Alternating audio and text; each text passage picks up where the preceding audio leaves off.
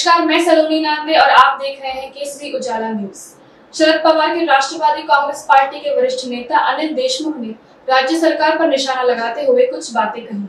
उन्होंने कहा कि पुणे में हाल ही में जो ड्रग्स का केस हुआ, हिट एंड रन केस हुआ और साथ ही नागपुर में जो हिट एंड रन केसेस हुए हैं, ऐसी घटनाएं राज्य में हाल ही में बहुत बढ़ गई है।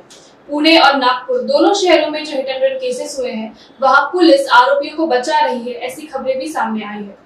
उनका कहना है कि राज्य सरकार ठीक से काम नहीं कर रही सापडली आणि अशा पद्धतीने जर लहान मुलांच्या आहारामध्ये जर अशा पद्धतीच्या घटना घडत असतील आणि या संपूर्ण अशा घटनेकडे जर शासनाचं दुर्लक्ष असेल ते अतिशय गंभीर मध्ये अतिशय महत्त्वाचा विषय आहे। या अशा गोष्टीकडे शासनाने गांभीर्याने लक्ष दिलं पाहिजे, कारण की हा लहान मुलांना पोषण देणारी ही योजना आहे आणि अशा पद्धतीने इतकी मोठी चूक जर अशा या योजनेमध्ये होत असेल तर हा लहान मुलांच्या आरोग्याशी राज्य शासन खेळत आहे असा माझा आरोप आहे आणि म्हणून राज्य शासनाने या गोष्टीकडे लक्ष दिलं पाहिजे।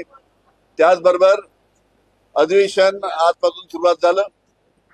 राज्यामध्ये ज्या पद्धतीनं मोठ्या प्रमाणात ड्रगच्या घटना घडत आहेत, पुण्यामध्ये ज्या पद्धतीनं व्हिडिओ बाहेर येत आहेत, बारमध्ये, रेस्टॉरंटमध्ये, हॉटेलमध्ये मोठ्या प्रमाणात अशा पद्धतीनं खुल्याम तिथे ड्रगची विक्री होते आहे।